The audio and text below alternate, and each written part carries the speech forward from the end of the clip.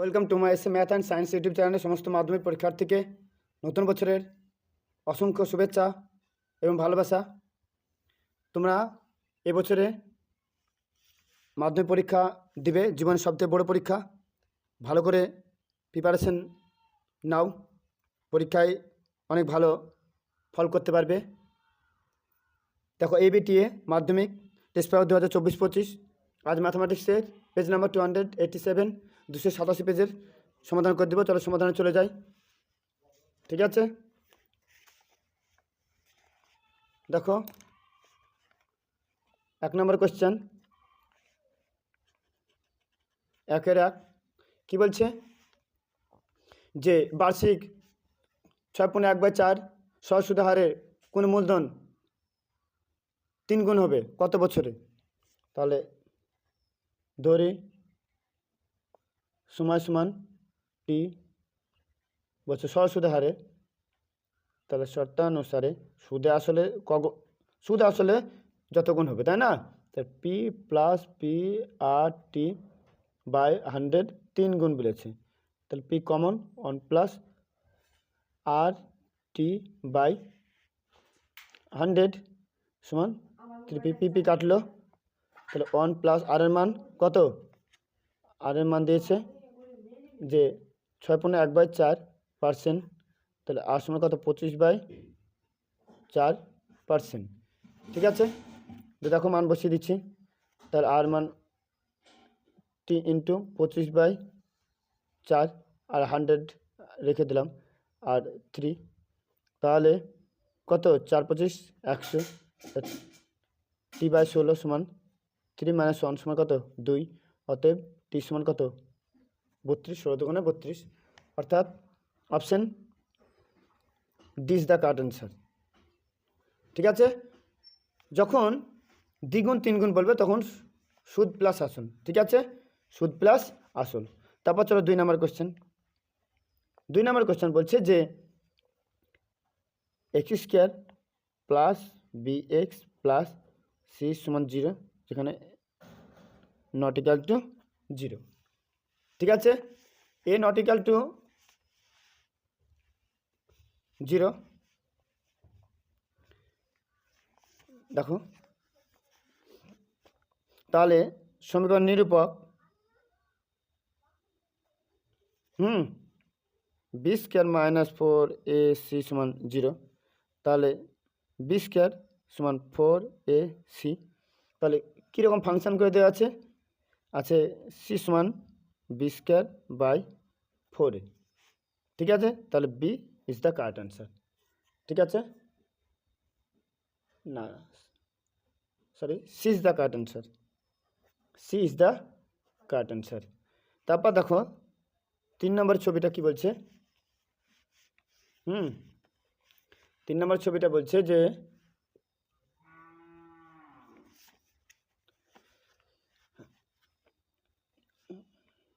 দুটি বৃত্ত পরস্পরকে সি বিন্দুতে স্পর্শ করে। ঠিক আছে, একটা সরল সাধারণ স্পর্শক বৃত্ত দুটিকে এ বি একটা সরল সাধারণ স্পর্শক। ঠিক আছে, এখানে এই বিন্দুটা হচ্ছে সি, তাহলে এটাকে কেন্দ্র এই।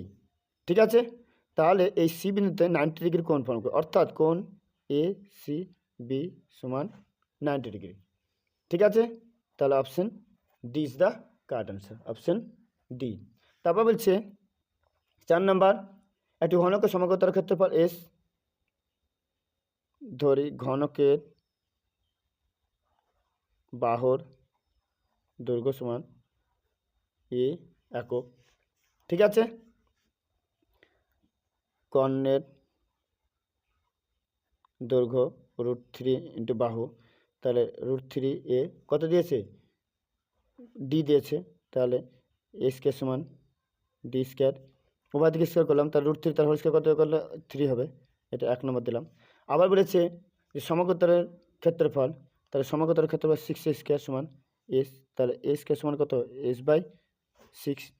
এটা a², এটাও a², তারা দুজন সমান হবে, তাহলে d² / 3 সমান s/6।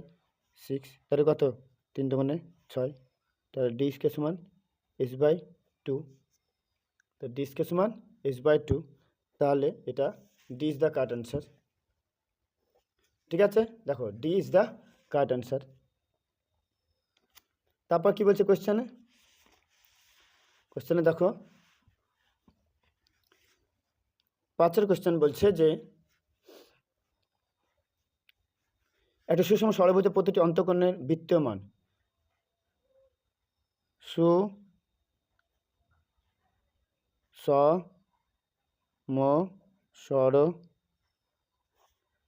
ষড়ভুজের প্রতিটি অন্তঃকোণের মান 120 ডিগ্রি। ষষ্ঠিক মানকে বৃত্তীয় মানে নিয়ে যেতে গেলে পাই বাই 180 দিয়ে গুণ করতে হয়, তাহলে এর বৃত্তীয় মান ইন্টু পাই বাই 180, এটা কাটলো 3, 2, তা 2π/3। ঠিক আছে, তারপর দেখো কোশ্চেন কি বলছে, 6 নম্বর কোশ্চেনে বলছে কি যে পরিসংখ্যা বিভাজনের মধ্যমা লেখচিত্রের সাহায্যে পাওয়া যায় ওজাইব, D is the correct answer. ঠিক আছে, দেখো সমাধান একবার ভালো করে দেখে নাও, প্রত্যেকটা তোমাদের ডিটেলসে সব আমি সমাধান করে দেবো। এবার শূন্যস্থান পূরণ। দেখো শূন্যস্থান পূরণে 2 কি বলছে যে লভ্যাংশ স্থির থাকলে মূলধনের সঙ্গে সময়ের কি ব্যস্ত, লভ্যাংশ স্থির থাকলে মূলধনের সঙ্গে সময়ের কি ব্যস্ত সম্পর্ক। তারপর √5 + 6 এর অনুবন্ধীকরণে, অনুবন্ধী মানে রুটের সাইনটা চেঞ্জ হবে, তাহলে 6 - √5 ড্যাশ ত্রিভুজের পরিবৃত্তের কেন্দ্র ত্রিভুজের বাইরে স্থূল কোণী। তারপর এরকম করে কী দিয়েছে এখানে করে দিচ্ছি, দেখো তোমাদেরকে যে sin θ - 30 ডিগ্রি সমান হাফ, না হবে না ওখানে 4 নম্বর অঙ্কটা sin θ - 30 সমান হাফ sin θ - 30 sin 30 ডিগ্রি মান হাফ, তাহলে সান চলে গেল, থিটা সমান মাইনাস ছিল ওদিকে যায় প্লাস, তাহলে কত 60 ডিগ্রি, তাহলে tan θ tan 60 ডিগ্রির মান কত √3, তাহলে এখানে হবে √3। বুঝতে পারলে, বলছে একটি লম্ব বৃত্তাকার চোঙের আয়তন বক্রতলের সংখ্যামান সমান, তাহলে দেখো 5 অঙ্কটা, তাহলে ব্যাসার্ধ চোঙের ব্যাসার্ধ আর একক, উচ্চতা h একক, শর্তানুসারে চোঙের আয়তন সূত্র কি πr²h, আর বক্রতলের ক্ষেত্রফল 2πr/h। ঠিক আছে, তাহলে পাই কাটলো, তাহলে এদিকে 2টা আর এদিকে 1টা আর, h কাটলো, তাহলে আর সমান কত 2, তাহলে ব্যাসার্ধ মান 2 একক হবে। তা বলতে 6 নম্বর কি কথা কোশ্চেন বলছে যে শ্রেণী পরিসংখ্যা সব থেকে বেশি, যে শ্রেণী পরিসংখ্যা তাকে বলে সংখ্যাগুরু